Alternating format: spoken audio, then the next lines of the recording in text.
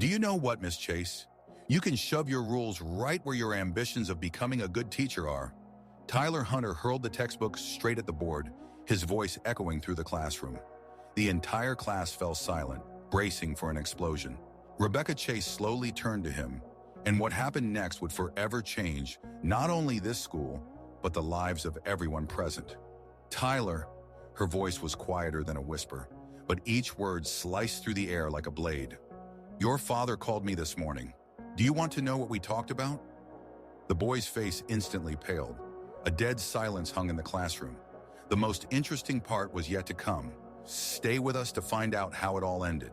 In the Roosevelt School in the suburbs of Chicago, it was not academic achievements that were celebrated, but its toxic atmosphere. This was a place where teachers' dreams came to die, and parents' hopes shattered against the walls of indifference and cruelty. Over the past 3 years, 14 English teachers had come and gone. Some left after the first week, others lasted a month, but the outcome was always the same: defeat. At the center of this chaos were 3 seniors: Tyler Hunter, Jake Morrison, and Connor Blackwell. They were referred to as the Triad, not for their number, but for the destructive power they represented. They were not just difficult teenagers. They were children who had learned from an early age that their parents' money and connections made them untouchable. Tyler Hunter, 17 years old, son of Congressman Richard Hunter, tall, athletic, with cold blue eyes and a smile that never reached them. Behind his attractive exterior lay a deep emptiness, the result of a childhood spent under the care of nannies while his parents built their political careers. His weapon was charisma, the ability to rally others around him, to turn anyone into an accomplice or a victim. Jake Morrison, 16 years old, son of District Court Judge Margaret Morrison. Short, skinny, with dark hair and a mind so sharp it frightened even teachers.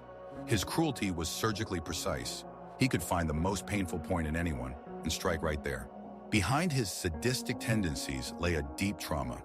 At 10 years old, he accidentally overheard his mother telling a colleague that she regretted his birth, that her career was more important than motherhood. Connor Blackwell, 17 years old, son of the owner of the largest construction company in the district, Thomas Blackwell. Big, silent, with red hair and a freckled face that could instantly shift from good-natured to menacingly cold. His violence was physical, brutal, but he never acted without the orders of the other 2. Deep down, he remained that frightened child who hid in the closet when his father came home drunk and raised his hand against his mother.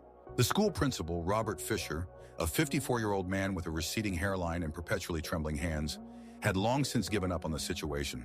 He knew that the parents of these 3 could destroy his career with a single phone call. It was better to turn a blind eye to their antics and hope they would finally finish school and become someone else's problem. The other teachers formed an unspoken survival coalition. They avoided confrontation, gave good grades, and asked no unnecessary questions. Mary Collins, the math teacher, cried every evening at home, but continued to smile at school. David Thornton, the history teacher, started taking antidepressants after the Triad locked him in his own classroom for an entire night. Susan Wright, the chemistry teacher, had submitted her resignation 3 times, but each time she took it back, she needed the job to pay off her mortgage. And so into this atmosphere of despair and capitulation stepped Rebecca Chase, 32 years old, of average height, with chestnut hair pulled back into a strict bun, and green eyes that reflected such determination it seemed almost frightening. Her resume looked impressive. A master's degree in linguistics from Harvard, 3 years of teaching at an elite private school in Boston, a year working at an international school in London. But the most intriguing line was 2 years of volunteer teaching at a juvenile correctional facility in Maine. Robert Fisher didn't delve into the details. He needed a warm body for the English teacher position, and Rebecca Chase seemed qualified enough to last at least until the end of the semester. What he didn't know was the true reason Rebecca left the elite private school in Boston. There she faced a similar situation, a group of spoiled children from wealthy families who believed themselves above the law. But when she tried to stop them, the parents united against her. She was accused of overstepping her authority, of inappropriate behavior, of trying to harm innocent children. She was fired and learned that power and money could bury the truth deeper than any grave. A year of working in London was an attempt to escape that trauma, but the pain haunted her. She woke up at night in a cold sweat, remembering the faces of her former students who looked at her triumphantly as she was escorted out of the school by security guards. She realized she couldn't live with herself if she didn't try again. But this time, she would be ready. 2 years in the correctional facility taught her to understand the psychology of aggression, to work with teenagers who had already crossed the line. She studied their methods, their weaknesses, their fears. She learned to be not just a teacher, but a strategist, a psychologist, and if necessary, a warrior. The first day at Roosevelt School became reconnaissance for her. She walked through the halls, observing the dynamics among the students, noting who was afraid of whom, who followed whom, where the security cameras were located, which teachers were broken, and which still retained some semblance of fighting spirit. She saw Tyler Hunter discussing something with a group of girls, and from their frightened faces, she understood it was not a friendly conversation. She watched Jake Morrison methodically humiliating a shy boy at his locker, choosing his words with surgical precision to inflict maximum pain without crossing the line that would bring punishment. She saw Connor Blackwell accidentally shove a younger student so that he spilled all his textbooks, and then help him pick them up while stepping on the boy's glasses. But the most important discovery she made was in the teacher's lounge. Entering during lunch break, she saw a group of weary educators speaking in hushed voices like conspirators. "Did you hear? The new English teacher is coming tomorrow," Mary Collins whispered, nervously clutching her coffee cup. "How long do you think she'll last? A week? 2? David Thornton scoffed cynically. "The poor thing has no idea what she's getting into." Susan Wright shook her head. "Remember Jennifer Green? She cried right in class when they password protected her presentation. And Michael Davis? He still stutters after that paint incident in his car." "The problem is their parents are untouchable," sighed gym teacher Jim Parker. "Congressman Hunter funds half the school programs. Judge Morrison can dismiss any case against his son. And Old Man Blackwell built half the buildings in this area, including the principal's house. So what do we do? Endure until they graduate?" The young biology teacher Linda Garcia asked bitterly. "The alternative is to lose our jobs and never find another one in education," David grimly stated. "They'll make sure our names are blacklisted." Rebecca listened to this conversation, standing behind the slightly open door, feeling a familiar fire ignite within her. This was exactly what she had faced in Boston, a system built on fear, where power and money triumph over justice. But this time, everything would be different. This time, she was ready. That evening at home, Rebecca spent several hours on the computer, researching publicly available information about the Hunter, Morrison, and Blackwell families. News articles, official biographies, press releases. She gathered only what was accessible to the public. She learned that Congressman Richard Hunter had been involved in several corruption scandals, but had always managed to wriggle out thanks to his influential connections. His wife, Patricia, was known in high society for her charitable events, but behind closed doors, they had a marriage of facade. For the last 5 years, they had lived practically separately, maintaining the appearance of a family only for the public. Judge Margaret Morrison was the Iron Lady of Justice, known for her harsh sentences. But in her personal life, she had serious alcohol problems that she carefully hid from the public. Her husband, Dr. Peter Morrison, had filed for divorce twice, but each time he withdrew the petition under pressure from his wife. Thomas Blackwell, a construction magnate, was a self-made man. He grew up in a poor family and worked his way up from a laborer to the owner of an empire. But that path was littered with dubious deals and broken lives of competitors. His wife had died of cancer 3 years ago, and since then, he had drowned himself in work and alcohol, practically neglecting the upbringing of his son. But the most important thing Rebecca discovered was that each of these influential parents had vulnerabilities. Congressman Hunter was preparing for re-election, and any scandal could ruin his career. Judge Morrison was running for a position on the state Supreme Court, and her reputation had to be impeccable.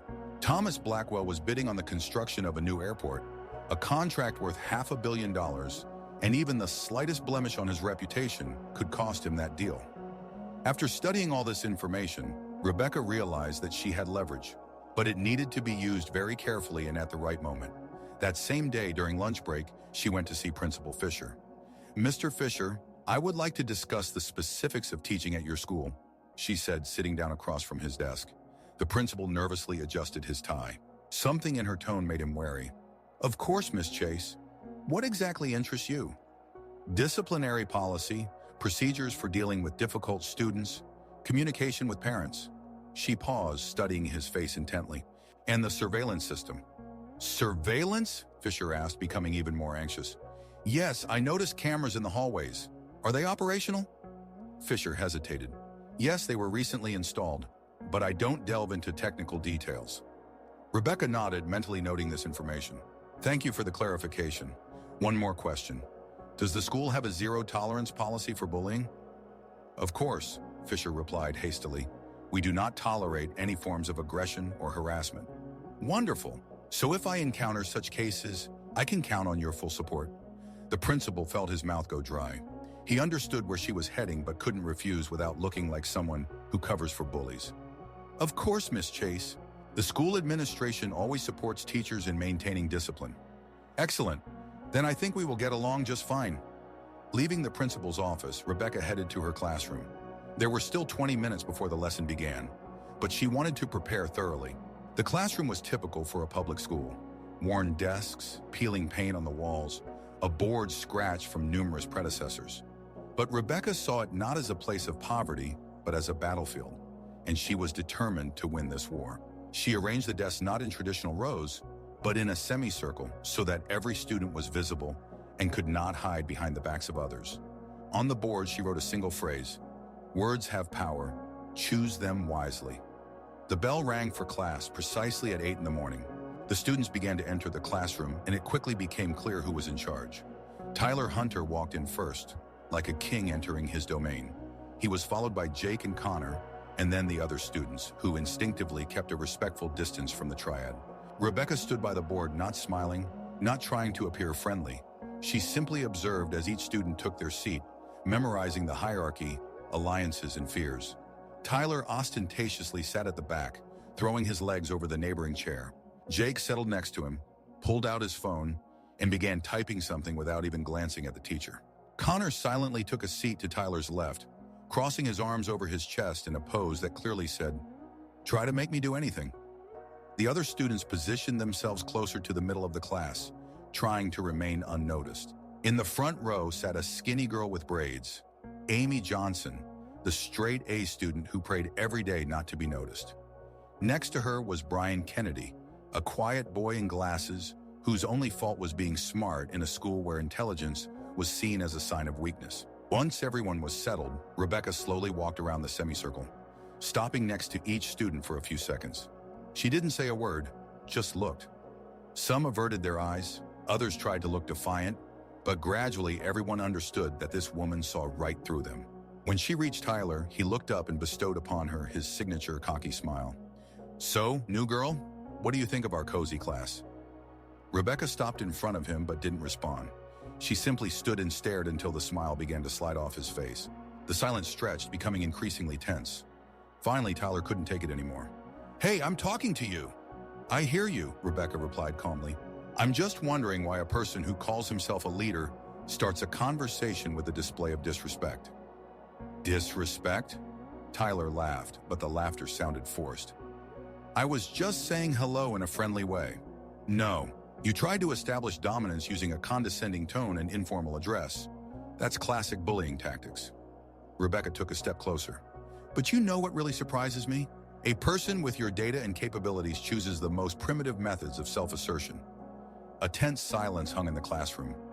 No one expected the new teacher to speak to Tyler Hunter as an equal. Tyler felt his cheeks begin to burn. "Listen, miss. What's your name again?" "Miss Chase. And I am indeed listening. I'm waiting for you to say something worthwhile." Jake Morrison looked up from his phone, sensing that his leader was in an awkward position. "Maybe we should start the lesson. We didn't gather here for philosophical discussions." Rebecca shifted her gaze to him. "Mr. Morrison, if I'm not mistaken." Jake was surprised that she knew his name but didn't show it. "Got it on the first try. Impressive deductive reasoning." "Not deduction, preparation. I studied the personal files of all the students in this class." She scanned the room. "I know your grades, your interests, your future plans. And you know what surprised me the most?" The class held its breath in anticipation. "Potential. Each of you possesses outstanding abilities. Mr. Hunter, you have the highest leadership quotient I've seen in my entire career. Mr. Morrison, your IQ is in the top 5% of the population. Mr. Blackwell, your spatial reasoning scores exceed those of most engineers." The three boys exchanged glances, unsure how to react to the unexpected compliments. "But you know what disappoints me?" Rebecca continued. You waste these gifts, creating an atmosphere of fear and humiliation. It's like using a Stradivarius violin as firewood. Tyler felt a stab deep inside. No one had ever spoken to him like that, neither flattering nor condemning, just stating the facts, forcing him to look at himself from the outside. "And what do you propose, Miss Chase?" he said slowly. "To turn us into goody-goodies? I propose to turn you into leaders, real leaders who are respected, not feared." She returned to the board and faced the class. "But for that, you will have to make a choice. To continue playing the role of school tyrants or to become who you can truly be." "And what if we choose the former?" Jake challenged. Rebecca smiled, and that smile was colder than an Arctic wind. "Then you will find out what it means to meet someone who is not afraid of you, your parents, or their money." Connor Blackwell, who had been silent until now, suddenly spoke up. Bold words. But all teachers talk big on the first day. And then they realize who they are dealing with and give up, Rebecca finished for him. "You know what your mistake is, Mr. Blackwell? You judge me by your past experiences, but I am not like those teachers you are used to breaking." "And what's the difference?" Tyler asked mockingly. "I have already been broken, and I put myself back together, becoming stronger." These words hung in the air, making everyone think. There was something in Rebecca's voice that convinced them. She was not bluffing. "But enough philosophy." Rebecca suddenly changed her tone, becoming businesslike. "Let's talk about the English language, specifically about the power of words." She turned to the board and underlined the written phrase, "Words have power. Choose them wisely." Who can give an example of a situation where words changed the course of history? Several hands went up hesitantly. Rebecca nodded at Amy Johnson. "Martin Luther King's 'I Have a Dream' speech," the girl said quietly. "Great example, Miss Johnson. Now tell me, what made that speech so powerful?" He talked about a dream, not about problems?" "Exactly. He painted a picture of a future that people wanted to see. He used the power of positive vision." Rebecca turned to the class. "And now for a tougher question. Who can give an example of how words have destroyed?" The class fell silent. Finally, unexpectedly, Brian Kennedy raised his hand. "Nazi propaganda," he said in a trembling voice. "Right. They used words to demonize entire groups of people, creating an atmosphere of hatred." Rebecca scanned the class. "And do you know what's the scariest part? It worked because people chose to believe those words." Tyler felt the conversation taking an uncomfortable turn for him. "What are you getting at, Miss Chase?" "That every day each of us chooses to use words for creation or destruction, and that choice determines who we become." Jake scoffed. "Sounds nice in theory, but in real life, the strongest wins." "Mr. Morrison, how do you define strength? The ability to intimidate? To force compliance?"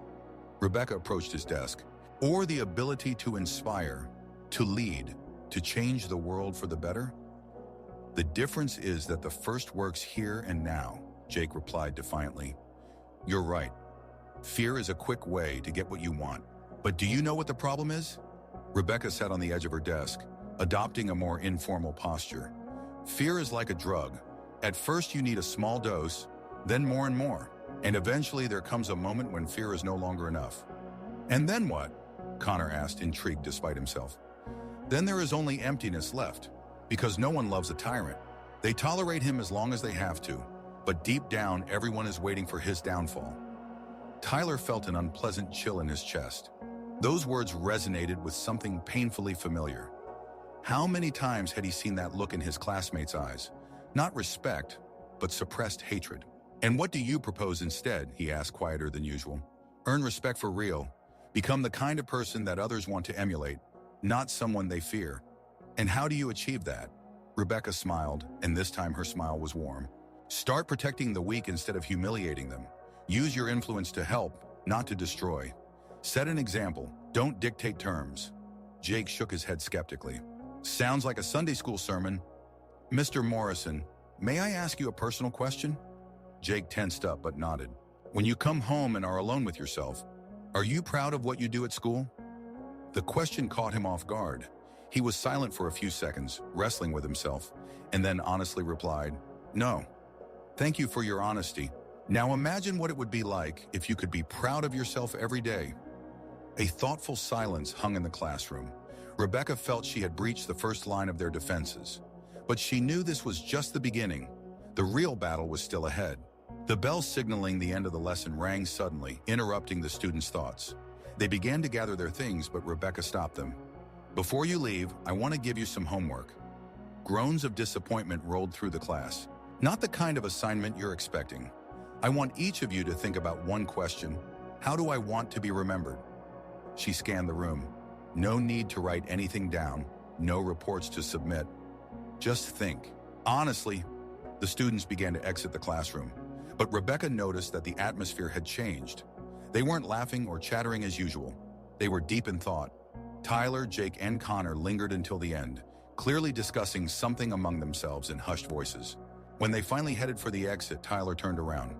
"Ms. Chase, did you really teach in a prison?" "In a juvenile correctional facility," she clarified. "And what were they like? The inmates?" Rebecca looked at him closely. "Very much like you. Smart, talented, but convinced that the world was against them. And do you know what was the saddest part?" "What?" "Most of them ended up there not because of bad genes or inherent anger. They ended up there because no one showed them another way." Tyler nodded and silently left the classroom, with his friends following behind. Left alone, Rebecca sank into a chair and allowed herself a moment to relax. The first round had gone better than she expected. She had managed to make them think, to awaken doubts about the correctness of their actions. But she knew this was just the calm before the storm. During lunch, she decided to walk around the school to better understand the dynamics of relationships among the students. What she saw only confirmed her worst fears. In the cafeteria, the triad sat at their table like a royal family, surrounded by a retinue of flatterers and sycophants. The other students kept their distance, as if there were an invisible force field around them. Occasionally, one of the three would throw a mocking remark at a passing student, and they would immediately lower their heads, quickening their pace. Rebecca noticed Amy Johnson, a girl from her class, carrying a tray of food and accidentally spilling some juice on the floor near the triad's table. Tyler immediately took notice. "Hey, clumsy, didn't your mom tell you to watch where you're going?" Amy blushed and started to apologize, bending down to wipe up the puddle with a napkin.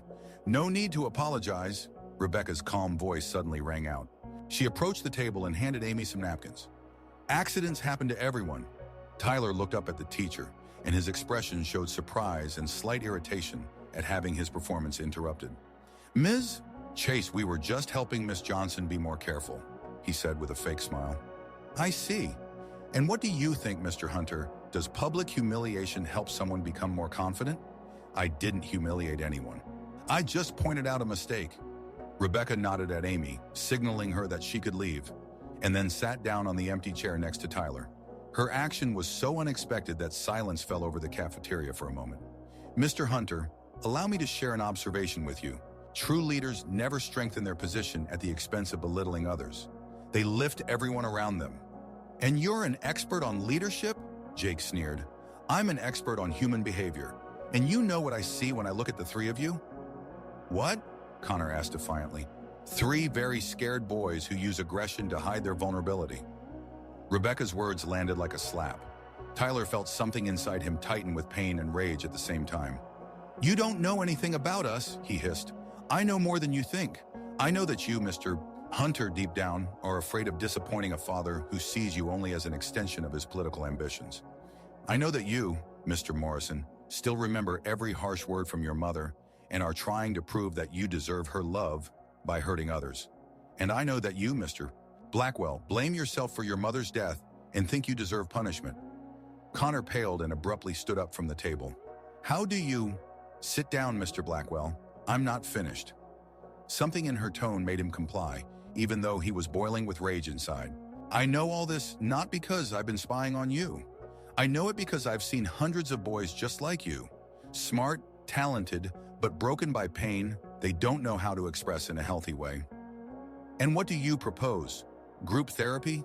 Jake asked cynically, but there was a tremor in his voice. "I propose the opportunity to become who you are meant to be. Not copies of your parents, not victims of circumstances, but yourselves." Tyler looked her straight in the eye. "What if we like who we are? Then explain to me why each of you looks unhappy when you think no one is watching." That hit home. Rebecca saw the mask beginning to crack, revealing the pain and confusion beneath them. "Think about what I said," she added, standing up. "Each of you has a choice. You can continue playing the roles that circumstances have imposed on you, or you can find the courage to become who you truly want to be. She turned and headed for the exit of the cafeteria, leaving the three boys in shock. Curious onlookers gathered around them, but the triad didn't notice. They were too shaken by the fact that someone dared to look behind their masks and see the real them. "How could she know about my mom?" Connor whispered. "I don't know," Tyler replied grimly, "but she's playing for keeps." "What are we going to do?" Jake asked. Tyler was silent for a long time, then slowly said, "We'll show her what it means to play psychological games with us." But even as he said those words, he felt they didn't sound as convincing as before. Something had changed. Something in that woman's words had struck chords in his soul that he preferred to forget. After school, Rebecca lingered in the teacher's lounge, sorting through lesson plans when Mary Collins approached her. "Rebecca, can I talk to you?" "Of course, Mary. What's bothering you?" Mary glanced around nervously, making sure they were alone, and then quietly said, "I heard you had, an interesting day with the triad. News travels fast. In a school like this, yes.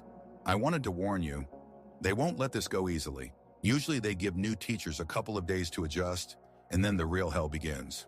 Rebecca put down her pen and looked at her colleague intently. "Mary, how long have you been working here?" 8 years. "And how many of those years have you been afraid of your own students?" Mary lowered her eyes. "All 8. Have you ever thought about how it could be different?" "Of course I have. But what can I do?" "She is not just an English teacher, Dad. She is someone who could challenge everything we've built." Tyler sat up, his frustration bubbling to the surface. "You can't control everything, you know. Maybe it's time to let me think for myself." Richard's expression hardened. "Thinking for yourself is a privilege, not a right. You need to understand that the world is not as simple as she makes it seem. There are consequences to every action." Tyler clenched his fists. "So what? I should just sit back and let you dictate my life? I'm not you, Dad." Richard stepped closer, his voice low and intense. "You will be. You have to be. The moment you start questioning the status quo is the moment you lose your edge. You need to stay ahead of the game." "Maybe I don't want to play your game anymore," Tyler shot back, feeling a surge of defiance. Richard's eyes narrowed. "You think you can just walk away from this? From your responsibilities? From our family legacy?" Tyler took a deep breath, trying to keep his cool. "I don't want to be part of a legacy that values power over people. Maybe I want to make a difference in a different way." Richard's face turned a shade darker. "You think you can change the world with your idealism? It doesn't work that way, son. You need to be pragmatic." "And what does that mean? To be like you? To crush anyone who stands in my way?" Tyler felt the heat rising in his cheeks. Richard's voice was steady, but there was an edge to it. "You need to understand that compassion is a weakness in this world. You can't afford to be weak." Tyler shook his head, feeling a mix of anger and sadness. "Maybe it's time for you to realize that strength can come from kindness too." Richard's expression softened for just a moment, but then he steeled himself again. "You have a choice to make, Tyler. You can either follow in my footsteps or risk losing everything." With that, he turned and left the room, leaving Tyler alone with his thoughts. The weight of his father's expectations hung heavy in the air, but beneath it all, Tyler felt a flicker of hope. Maybe, just maybe, he could forge his own path. As he stared at the ceiling once more, he thought about Rebecca's words. Perhaps there was a way to break free from the cycle of fear and aggression. Maybe he could be the one to change the narrative. Teachers have a tremendous influence on shaping one's worldview. And if that woman is trying to instill weakness in you, disguising it as virtue, then she is dangerous. What if she is right? The words escaped Tyler before he had a chance to think them through. His father looked at him with an expression as if his son had slapped him in the face. "Right about what?" "About the fact that you can be a leader without belittling others. That you can earn respect, not fear." Richard Hunter slowly approached the window and remained silent for a while, gazing at the impeccably trimmed lawn. "Tyler, let me share a life lesson with you. In the world of politics, in the world of big money and power, there is no place for sentimentality. Only those who are willing to be tougher than their competitors survive." "But I don't want to become a politician." The father turned sharply. "What did you say?" "I said I don't want to be a politician. I want—" Tyler fell silent, realizing that he didn't even know what he truly wanted. "What do you want? To become a teacher? A social worker? To squander all the advantages I've created for you?" I want to be happy, Tyler said quietly. Happiness is a luxury that only the strong can afford. And strength comes through power, power through influence, influence through fear and respect. Richard stepped closer to his son. That teacher is trying to make you weak, Tyler, and I won't allow it. What do you mean? If she becomes a problem, I will deal with her. I have enough connections on the school board to get rid of unsuitable staff. Tyler felt something inside him rebel against those words. Dad, please don't. Let me handle it myself. Fine. You have a week to put that woman in her place. If you can't manage, I will intervene. When his father left, Tyler was left alone with his thoughts. For the first time in his life, he felt a real inner conflict. Part of him wanted to prove to his father that he could handle any problem. But another part, the one he usually suppressed diligently, whispered that maybe Miss Chase was right. Maybe there was another way. At the same time, a different drama was unfolding in Judge Morrison's house. Jake sat in his mother's office, watching her sort through legal cases. Margaret Morrison was a woman of iron. She never showed weakness, never displayed emotions, always controlled the situation. Mom, can I ask you a question? Of course, Jacob. But make it quick. I have a lot of work. Have you ever regretted having children? Margaret froze, not lifting her eyes from the documents. Silence reigned in the office for several seconds. Why do you ask? Just curious. Jacob, I don't understand the point of this conversation. I have children, that's a fact. Why should I regret that? But if you had a choice, Margaret finally looked up. Life doesn't give us choices, son. It gives us circumstances, and we must deal with them in the best way possible. What if it did? His mother looked at him for a long time, and Jake could see her weighing each word. Jacob, you are my son, and I care about your future. But motherhood has never been my calling. I was made for justice, for law, for order. Those words struck Jake harder than any physical blow. He knew the truth, had heard it before, but hoped he was mistaken. I see, he said quietly and stood up, heading for the door. Jacob, wait. His mother's voice stopped him. That doesn't mean I'm not proud of you. You are a smart, talented boy with a great future, but not the son you would have wanted. Margaret didn't respond, and that was an answer in itself. In the Blackwell household, a special atmosphere of sadness prevailed. Thomas Blackwell sat in his office with a glass of whiskey, staring at a photograph of his late wife. Connor stood in the doorway, hesitant to enter. Dad? What is it, son? Can we talk?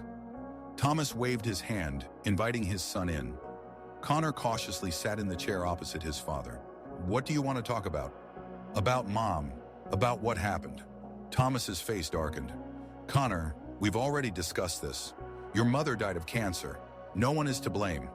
But if I hadn't gotten the flu back then, she wouldn't have gone to the pharmacy in the rain. She wouldn't have caught a cold, and the doctors would have detected it earlier. Enough, his father interrupted sharply. Stop blaming yourself for what was inevitable. But you blame me too. I see it in your eyes every day. Thomas set down his glass and looked intently at his son. Connor, I don't blame you for your mother's death. I blame myself. Yourself? I was so busy with work, building my empire, that I missed the symptoms. When she started complaining about fatigue, I said everyone goes through tough times. When she started losing weight, I thought she was just watching her figure. If I had been a more attentive husband, Dad, you couldn't have known. I could have, I should have. And instead, I only thought about money, about projects, about how to make us even richer. Thomas took a glass and took a big sip. And now all that money can't bring her back. Connor felt his throat tighten. He had never seen his father so vulnerable. Maybe if we try, he began, but his father interrupted him. Try what? To move on? To be happy? Thomas laughed bitterly. Connor, some losses are irreparable. We can only learn to live with them. What if there's another way? What way? I don't know, but today our new teacher said something. She said that everyone can change, become better. Teacher, Thomas frowned. What teacher? Miss Chase. She's different. She sees through people but doesn't judge. Connor, teachers come and go.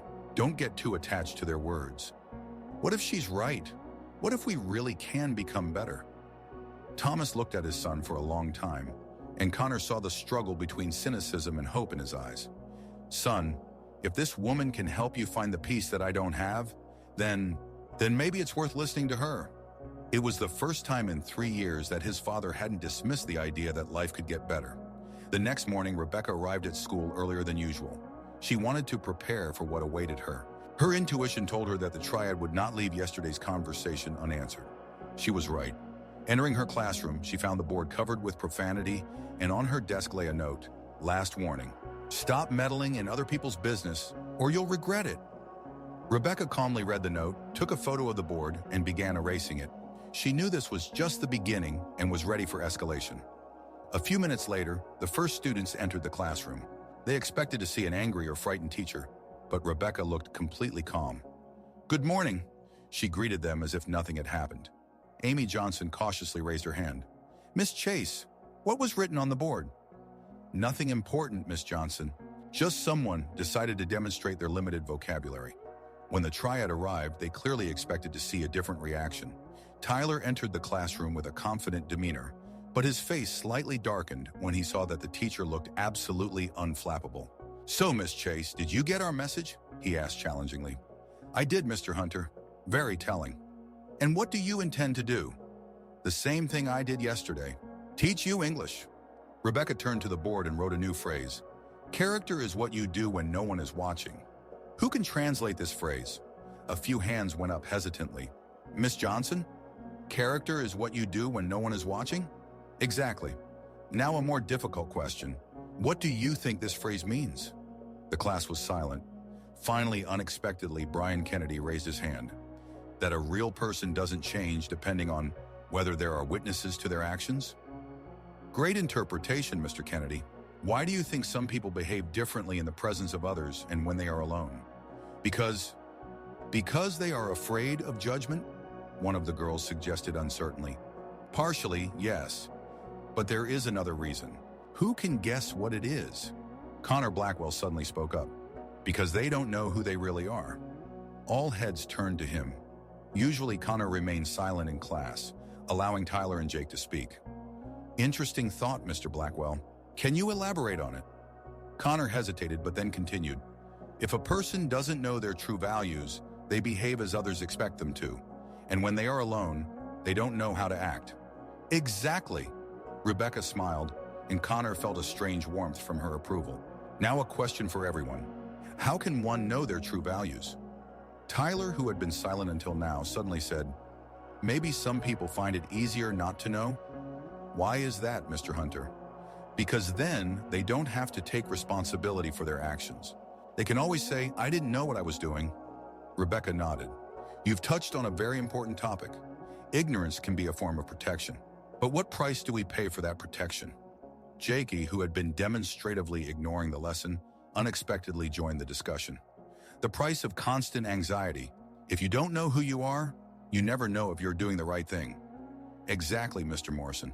And that anxiety can manifest as aggression, attempts to control others because you can't control yourself." Rebecca's words hung in the air, and the class fell into thoughtful silence. Each person present understood that the conversation was not just about philosophical abstractions, but about their own lives. "What if a person knows who they are, but they don't like it?" Amy quietly asked. "Great question, Miss Johnson. And you know what's most surprising? We are not static. We can change, grow, become better. But for that, we need the courage to look at ourselves honestly." "And then what?" Tyler asked. "Then real life begins. A life where your actions align with your beliefs, where you don't play roles but truly live." The bell signaling the end of the lesson rang too soon. The students slowly gathered their things, clearly reluctant to interrupt the conversation. When the class emptied, Rebecca noticed another note on her desk. But this time the handwriting was different, and the words were entirely different. "Thank you for the lesson. I think you are right. K." She understood that K meant Connor, and it was the first sign that her words were indeed reaching someone. But while Connor was starting to open up, Tyler, on the contrary, felt a growing resistance within him. After class, he gathered his friends on the empty staircase. "Did you see what she's doing?" he said angrily. "She's turning us into some whiny philosophers." "Maybe that's not so bad," Connor suggested uncertainly. "Not so bad?" Tyler looked at him in confusion. "Connor, have you forgotten who we are? We rule this school, and she's trying to turn us into pathetic losers who analyze every step we take. Or maybe we really are pathetic losers who just hide it well? Jake said quietly. Tyler turned sharply to him. What did you say? I said that maybe she sees us as we really are, and that's scary. Nothing scares me, Tyler shouted, but his voice trembled. Tyler, calm down, Connor intervened. We all understand what's happening. We've never talked to each other honestly. We've always played roles. And what's wrong with that? Those roles make us strong. No, Tyler, those roles make us lonely, Jake said bitterly. Those words hit Tyler like a thunderbolt, because they were the truth. After all the years of friendship, after all the time spent together, they had never been truly close. They were united by common interests, common enemies, but not by common experiences. All right, Tyler said slowly. Do you want honesty? Here's your honesty. This woman is dangerous, not because she can harm us, but because she makes us doubt ourselves. And doubt is weakness. Or maybe doubt is the beginning of wisdom, Connor suggested. Wisdom? Connor, look around. Wise people do not rule the world. The world is ruled by those who are willing to go all the way for their goals. And who will we become if we go down that path, Jake asked. Copies of our parents? The question hung in the air, and each of the three mentally envisioned their future. Tyler saw himself in a congressman's suit, delivering speeches he didn't believe in. Jake imagined himself in a judge's robe, handing down sentences without sympathy for the defendants. Connor saw himself in an office of a construction company, thinking only about profit. Maybe Miss Chase is right, Connor finally said. Maybe there's another way. What way? Tyler asked tiredly. For the first time in many years, he felt lost. I don't know, but I'm willing to find out. Jake nodded. Me too. Tyler looked at his friends and realized he was at a crossroads. He could try to turn everything back, make them play their old roles, or he could take a risk and follow them into the unknown. All right, he said after a long pause. But if we're doing this, we're doing it together. And if something goes wrong, we'll manage, Connor said confidently. Together. For the first time in a long while, a real closeness settled between the three friends. Not based on common enemies or shared pranks, but on mutual trust and a willingness to be vulnerable with each other. But their conversation was interrupted by the ringing of Tyler's mobile phone. The screen lit up. Dad! Tyler, where are you? At school, Dad. Classes aren't over yet. I need to talk to you, right now. Come home. But Now, Tyler! The connection dropped, leaving Tyler with an uneasy feeling. Something in his father's voice suggested that something serious had happened. What's wrong? Jake asked. I don't know. Dad is calling me home. He sounds angry. Maybe he found out about what happened this morning, Connor suggested. Maybe. Listen, I'll go figure it out. See you tomorrow. Tyler hurried to the exit, while his friends remained in the hallway, exchanging worried glances. At home, Tyler was met with a serious conversation. Only his father was sitting in the living room, but his expression indicated that the talk would not be easy. Sit down, Tyler, his father said sternly. What's going on? What's going on is that I'm hearing strange things about your behavior at school, that you're starting to ask inappropriate questions. Doubting obvious things? Is that bad? It's dangerous. Doubt is a luxury that leaders cannot afford. Richard Hunter looked intently at his son. Do you understand now what the problem is? Teachers can be very influential, especially those who can eloquently speak about high ideals. Tyler remained silent, feeling an internal conflict. What do you want from me? A simple thing, his father said. Make sure this teacher understands the boundaries of her influence. One serious conversation, and the problem will be solved. And what if I can't? Then we'll find another way, his father replied coldly. But it's better if you do it. It will show that you're ready to defend the family's interests. Tyler stood up and headed for the door. I need to think. There's no time for thinking, son. You have 3 days. And what if I refuse? Richard Hunter slowly rose from his chair. Tyler, you are my son and I love you. But the Hunter family has a reputation that needs to be protected. If you're not ready to do that, then perhaps you should reconsider your plans for the future, including college funding. The threat was delivered politely, but that didn't make it any less serious. Tyler understood that his father was not bluffing. Understood, he said and left the room. In his bedroom, he sat by the window for a long time, contemplating the information he had received. If everything said is true, then Miss Chase could indeed be dangerous. But something inside him resisted this version. Perhaps it was because, for the first time in his life, an adult spoke to him honestly, without attempts to hide or embellish anything. His thoughts were interrupted by a phone call. It was Jake. "Tyler, I need to talk to you. I had a serious conversation with my mother at home too." "About what?" "About the same thing you talked about with your father, I think. About the boundaries of teachers' influence on students." "And Connor?" "His father called him too. Apparently our parents coordinated." Tyler felt his stomach tighten. "Jake, what if we tell them we don't want to participate in this?" "Seriously? Are you ready to go against a U.S. congressman, a state Supreme Court judge, and a millionaire?" "I don't know. Maybe." Silence hung on the other end of the line. "Tyler, what's happening to you? Just yesterday you wanted to put that teacher in her place. And today I'm not sure she deserves it. But if we don't comply with their demands, I know they'll take everything from us. Money, connections, the future they planned for us. So what do you suggest?" Tyler was silent for a long time, then said, "Talk to her, honestly. Find out her version of events." "Have you lost your mind?" "Maybe. But I'm tired of making decisions based on what other people say. I want to hear the truth from her. And what if she really is dangerous? Then we'll do as our parents demand. But if not, if she really is trying to help us, what then? Then for the first time in our lives, we'll make the right choice." That same morning, Rebecca arrived at school even earlier than usual. She sensed that the pressure would only increase and wanted to be prepared for anything. An unpleasant piece of news awaited her in the teacher's lounge. Principal Fisher had called her to his office for an important conversation. "Please sit down, Miss Chase," he said, not lifting his eyes from the papers on his desk. Rebecca sat down and waited calmly. "I've received complaints about your teaching methods," the principal finally began. "What kind of complaints?" "Parents are concerned that you are trying to, how should I put it, influence the worldview of students in ways that go beyond your subject." "Mr. Fisher, may I know which parents these complaints came from?" The principal shifted uncomfortably in his chair. "That's confidential information." "I see. And may I know specific examples of my alleged inappropriate behavior?" "Well, there is information that you discuss personal issues with students that go beyond the academic curriculum."